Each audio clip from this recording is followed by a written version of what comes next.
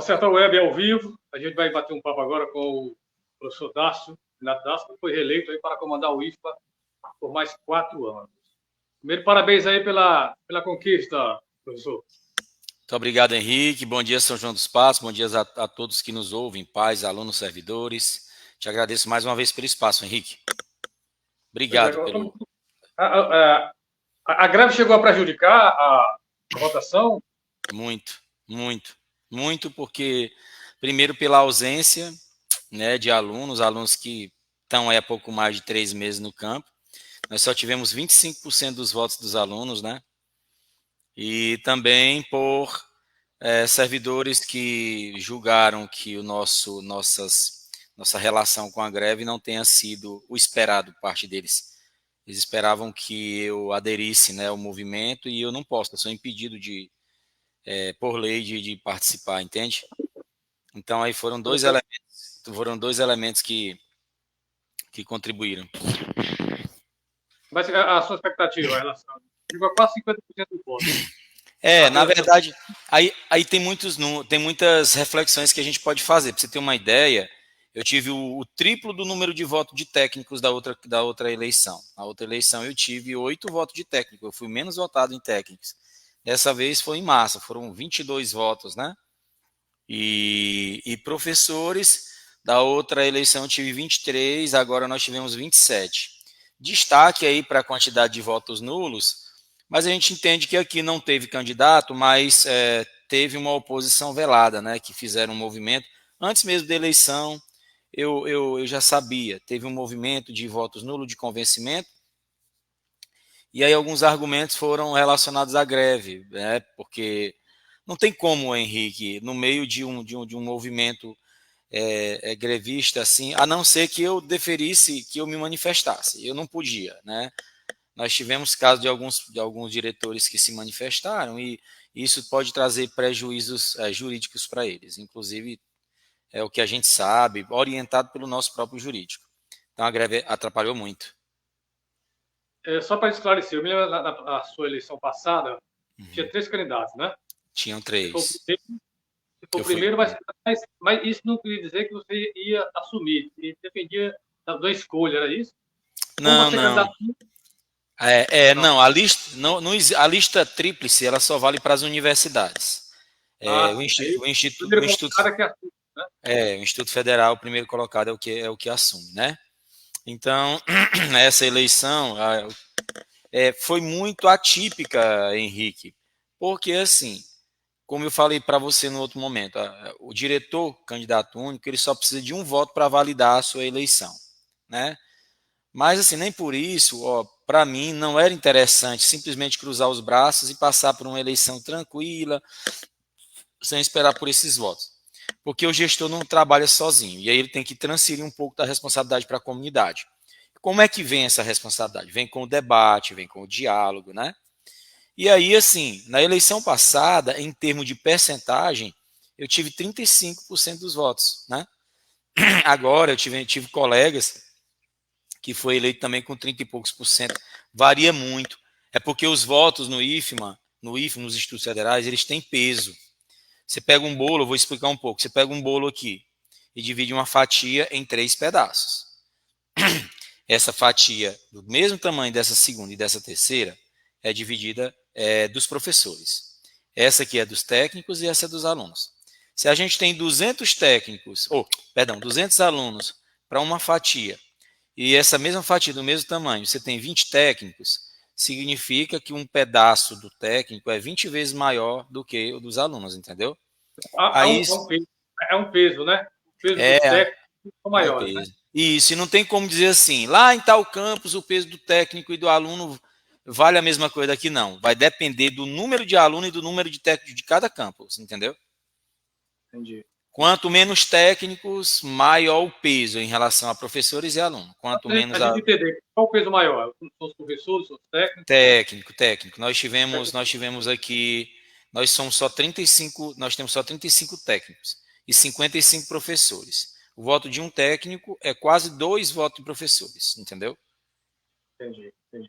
E quase como nós temos aptos a votar 1.000 alunos, o voto de um técnico aqui no Campo São dos Patos, é como se fosse o voto de 30 alunos praticamente, entende? Vamos falar agora aí, realmente do seu trabalho, é, esses 4 anos. Completa 4 anos quando? Quando é que você vai tomar posse já para o próximo No, mandato? só completa 4 anos em novembro, a gente ainda tem 6 meses desse mandato ainda. Aí a Ah, gente assume em novembro e começa a contar 4 anos de novembro, pois já falta entende? 6 meses aí, tem algum projeto ainda que você pretende Tem. realizar esse mandato? Veja bem, eu vou dizer o que eu disse na live, já disse outras vezes. O nosso campus passou 10 anos sem receber uma pintura. O nosso campus tinha 10, antes de eu assumir, né? A gente não tinha uma placa de inauguração além da placa que inaugurou o prédio. Nós já temos 3 placas de inauguração aqui instaladas, da fábrica de inovação, da reforma da cantina, do laboratório de informática, e poderíamos ter colocado em várias outras ações já feitas, não colocamos. Mas nós temos mais 4 para inaugurar ainda até novembro, que é o Poço. Você lembra da história do Poço, que é muito antiga, né? O Poço, a piscina, a usina fotovoltaica e o carport. Eu cheguei aqui hoje cedinho, 7h15, como é de praxe, né? Na outra eleição também, no dia, terminou a apuração, no outro dia eu tive aqui para tirar foto do prédio, vídeo, para conhecer a estrutura, como estava de um outro olhar, né, administrativo, que eu guardo os registros até hoje. E hoje eu fiz a mesma coisa. Os servidores estão aqui, já recebi servidores, já conversamos. Já fui ali no carport, que estão pintando agora. As placas solares já vão ser começadas a colocar daqui a 2 semanas. Eu tenho viagem marcada para congresso, porque eu também continuo trabalhando, ensinando, pesquisando. Eu tenho um mini curso no congresso internacional em Campina Grande, viagem na semana que vem. Então a agenda não para. Você me conhece, eu sempre fui assim, né? E vou continuar assim. Para esse mandato ainda nós temos 4 obras a inaugurar. Para o próximo mandato, Sim, eu ia te nós perguntar. temos já temos Projeto. já temos obra no papel, já está andando, já temos licitado o refeitório. Refeitório é um investimento de R$ 1,5 milhão, oriundo de emendas parlamentares, e já está licitado e homologado, né? Porque depois que licita, a empresa tem que apresentar toda a documentação de que tem capacidade de realizar. Então, São João dos Patos é um dos campos que vai receber o refeitório. Uma outra coisa que nós já temos. Sim, conclua, conclua. Pode concluir. Nós temos R$ 100 mil já em conta para adaptar uma sala de aula para a sala de AE. Comprar equipamento, braille, né, a impressora de braille. Nós temos um outro projeto que é fruto de um projeto do professor Tiago, lá para a fábrica de inovação, que é mais R$ 100 mil, estamos esperando, né? Ele é um projeto lá do ensino, da pesquisa da fábrica de inovação. Nós temos já um projeto para a reforma estrutural do prédio, hoje orçado em algo em torno de R$ 3 milhões. A gente tem que ainda licitar. E a nossa proposta é que, como nós não temos um espaço para ir no período da reforma, nós solicitamos ao reitor a construção de um bloco de mais 10 salas de aula, não, de laboratório, né? Para que a gente possa transferir as atividades para lá, reforma o prédio, depois volta. Esse ainda está amadurecendo. Temos também ainda que, se você olhar nos históricos aí do campus e no meu histórico, vocês vão ver que nós fizemos uma fala juntamente com o reitor, com o ministro André Fufuca, ministro dos esportes, que está também aí prevista a construção de um campo e de uma pista de atletismo. Então, Henrique, isso aí ainda tem obra, né? Só nessas que eu lhe falei aqui, tem obra para mais de 4 anos. O que eu quero fazer é deixar a minha contribuição enquanto professor, né? Às vezes você está em sala de aula, você reclama que o campus precisa disso, que a escola precisa daquilo, e você fica só no âmbito do reclama, do reclama, do reclama. Eu procuro fazer, né? Eu disse, olha, eu não concordo com isso, eu acredito que isso pode ser resolvido assim, e quando abriu o período eleitoral, eu coloquei meu nome à disposição e foi aceito, foi reeleito. É o primeiro diretor reeleito do Campus São João dos Patos. Eu fui reeleito também como conselheiro do Conselho Superior. E é a primeira eleição no Campus São dos Patos que sai apenas um candidato também, que isso fique registrado, né? A gente sabe que não saiu um outro candidato, mas existem pessoas que naturalmente não são a favor do trabalho, não sei porquê, ou do nome, enfim. Todo mundo tem os seus simpatizantes, né? Não adianta que o Campus São João dos Patos nunca teve aí uma votação de 70%, 80%, isso é ilusão. Então, a gente Agora, tem aí... as pessoas estão nos vendo agora. Como é que fica essa relação depois da eleição? Tudo se acalma? Como é que fica essa Henrique, relação? na outra eleição foi mais tensa. Cada eleição passada foi mais tensa ainda. A primeira eleição do Campos São José dos Patos foi em 2006. O campo já tinha 5 anos, né? E tinha que realizar. Essa foi muito tensa. Depois veio a outra que veio junto com a pandemia. Pandemia, ninguém estava aqui no campo, já foi mais tranquila, né? Inclusive, a gente participou de debate, enfim. E essa aqui foi a mais tranquila de todas. A gente tem uma instituição que cada um conhece o papel, a gente discute, debate ideias. Eu conversei aqui com o servidor disse, não, professor, eu vou votar nulo, por isso, aquilo. E eu entendo como democrática, né? Eu trabalhei esses 3 anos e meio aqui frente ao campus, respeitando a todos. Já falei para você da votação que tive naquela época. Foi relativamente baixa, né, 8 técnicos, mas ainda assim foi a maior do que os outros candidatos, tanto é que eu fui eleito, né? E assim, um dos candidatos da outra eleição, que é o Tiago, que é técnico, me apoiou também, né, nesta agora, votou, e nós estamos aqui. Ele é um cara consciente, ele chegou para mim e disse, olha, eu não tenho sombra de dúvida de que eu devo apoiá-lo. E apoiou, os técnicos estão conosco, tive o voto até maior do que o número de técnicos que ele teve, entendeu? E assim, quando passar esse período, vou chamar os técnicos, os professores, ó, eleição passou e vamos trabalhar em prol dos nossos alunos, porque o trabalho continua. Nosso lema é o trabalho. Então, essas questões políticas, enfim, elas vão ficar de lado, naturalmente, entende? Vamos dialogar mais, porque isso foi uma cobrança de alguns técnicos, vamos sentar mais, o que a gente pode, Henrique, eu faço para ajudar, sempre que posso eu faço, o que eu não posso também digo. Aqui não tem a prática de troca de votos, eu nunca fomentei isso, eu não concordo com isso. Daí você tem que fazer uma escolha consciente. Tenho minhas reflexões sobre alguns pontos, mas vai caber a eu relatar com eles mesmos, né? Professor Dácio, você falou muito em estrutura, né, quadra, piscina, em Uhum, relação ao ensino aí, os novos cursos, o que é. realmente o pessoal da Henrique, região tem esperado isso. então, Deixa eu lhe falar. Vamos falar, se nós vamos falar de ensino, novos cursos, vamos falar primeiro do material humano, dos recursos humanos, das pessoas, né? O nosso campus, por lei, ele atende a uma tipologia chamada 4570. O que significa isso? Nós devemos ter 45 técnicos e 70 professores. O campus tem 13 anos. Nós nunca completamos nossa matriz. Nós ainda esperamos, nós aguardamos ainda 15 professores e 9 técnicos, 10 técnicos, tá? 10 técnicos. Então, o que acontece? Nós não temos como ofertar novos cursos, porque eu não tenho como pegar o professor de um determinado curso e transformar ele no outro professor. Os professores que já são concursados, que já existem esses cursos, a gente não tem como mudar. A gente tem como transformar algum curso numa outra nomenclatura quando se abre o PDI, quando se relabora a estrutura do PDI, que é o Plano de Desenvolvimento Institucional. A gente tem também como criar novos cursos com a chegada de novos professores, né?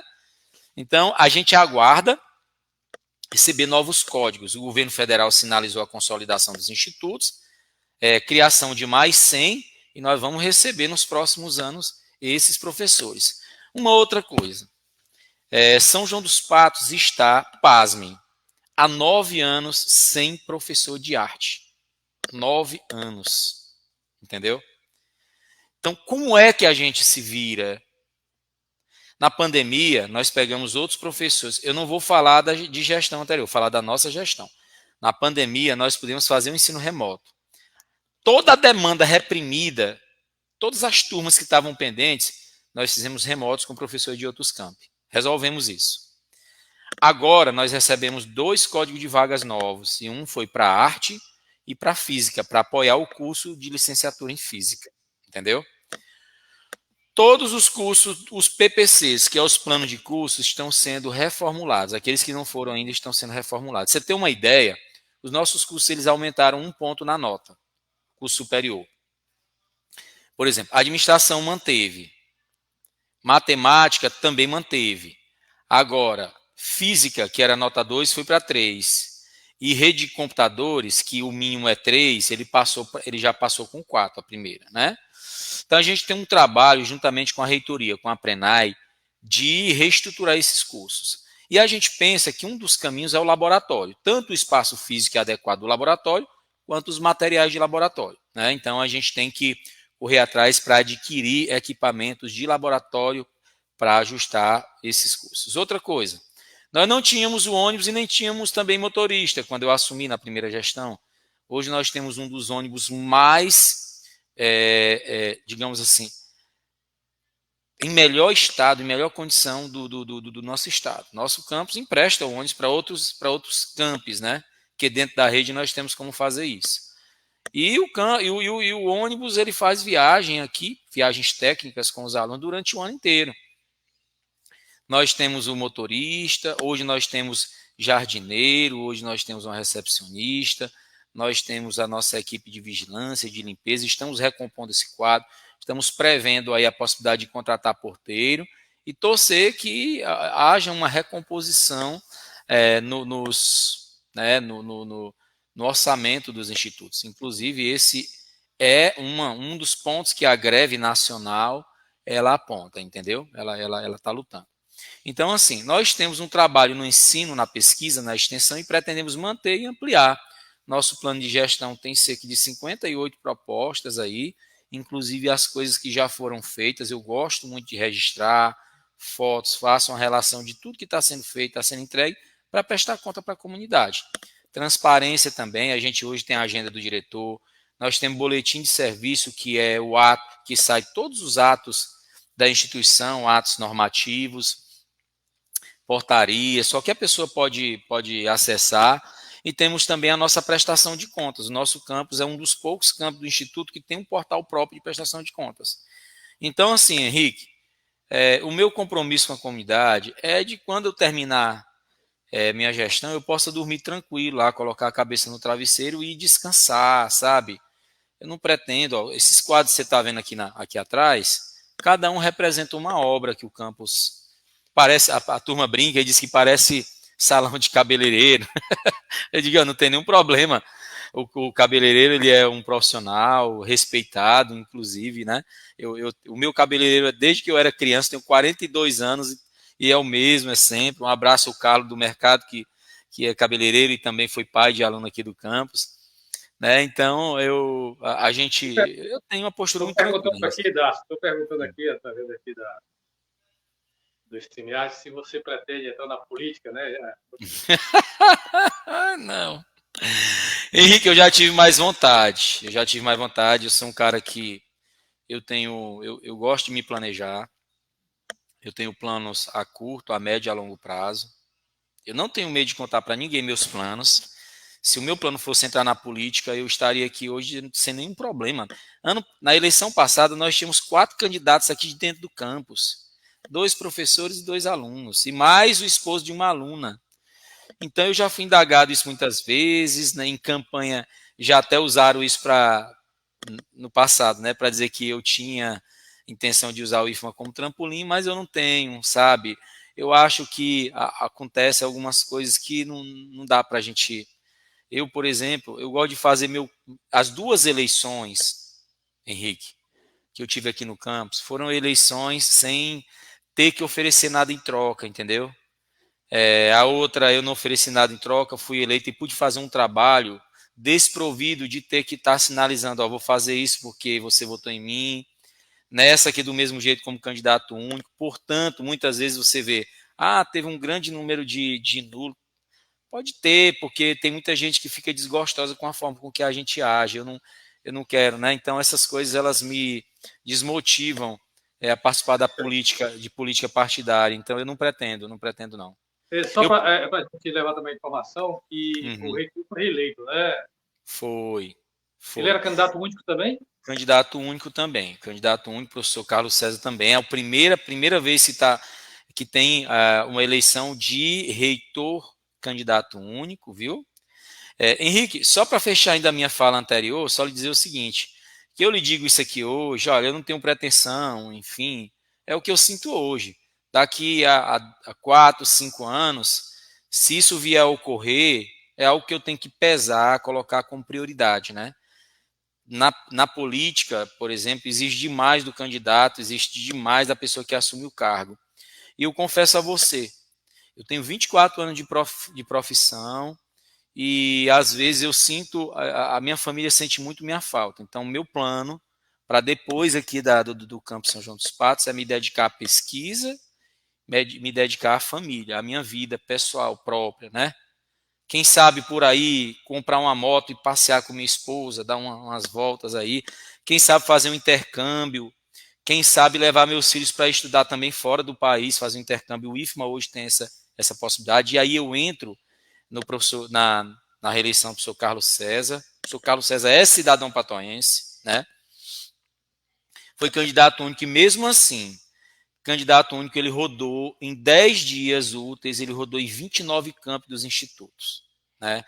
Henrique, embora tenha sido uma candidatura única, tanto eu quanto o professor Carlos César e outros colegas também dos outros campi, sofremos bastante, porque, principalmente por os efeitos da greve, é muito ruim você ser cerceado de manifestar a sua opinião, a sua vontade. Eu venho do Estado, no Estado já teve greve, no Instituto também já teve greve, e eu sempre estive ali apoiando as causas da educação, independente do que esteja. Mas aí eu pontuo uma coisa. O que me acalenta é que, nesse momento, eu não pude grevar, não pude fazer isso, não pude lutar pelas condições, pelas melhorias de condições de trabalho dos servidores, do Instituto. Mas eu já faço isso durante os 4 anos enquanto diretor. A gente já debate orçamento, você já fez uma entrevista comigo em Brasília, você lembra? Eu estava numa fila enorme lá, com mais 5.000 prefeitos na fila lá na cidade, no dia em Brasília, e umas filas enormes no Bloco 4. E eu estava lá, lutando pelo campus, e vou continuar fazendo isso. E quando deixar de ser diretor, eu vou estar como professor e vou fazer minhas colocações da mesma maneira que eu faço hoje. Então, o meu compromisso enquanto profissional ele é muito tranquilo, eu não tenho nada a esconder de ninguém. Eu, assim, agradeço a todas as autoridades políticas que me respeitam, que respeitam, assim, meu posicionamento aqui em termos de diretor do campus. Às vezes eu quero me expor mais, porque você conhece meu perfil, eu sou uma pessoa de não ficar em cima do muro. Eu gosto de dizer, olha, eu estou aqui, eu estou desse lado, e a direção, ela tem me deixado assim, sabe? Então, finalizando aqui essa questão do futuro, né? O professor Carlos César, eu nunca conversei com ele sobre o futuro dele após a reitoria, né? Mas ele é uma pessoa que promete muito em termos de know-how, de profissional. Ele se demonstrou um bom político também, além de um grande técnico e profissional que é. E talvez seja um nome aí para adentrar a política, mas ele já me afirmou também que esse caminho ele não quer tomar, então nós combinamos muito em relação a isso. Só que só o tempo vai dizer, né? A gente às vezes faz um plano, Deus faz outros. Tá bom? Não estou te ouvindo. Está desligado o microfone. Tu tem direito só a uma reeleição, né? É sim, eu acho que é mais do que suficiente, porque desgasta muito. Se você for pegar o vídeo que nós fizemos lá daquela reeleição, você vai ver que minha fisionomia mudou um pouquinho. Além dos anos que você vai adquirindo, né?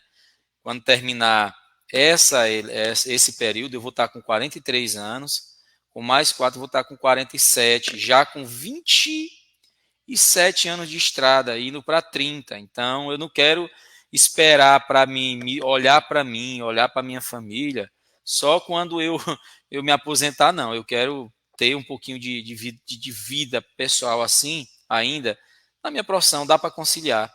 Lembro que o finado Virgulino, né, que era meu professor querido, ele brincava muito, dizia, gente, meu sonho é me aposentar, para me poder aproveitar a minha vida. E ele acabou se aposentando e teve, acho que 1 ano após a aposentadoria, ele faleceu com 56 anos, e aí eu reflito muito sobre essas coisas, né, Henrique? Em 2015, eu tive um quadro de dengue severo, não sei se você lembra.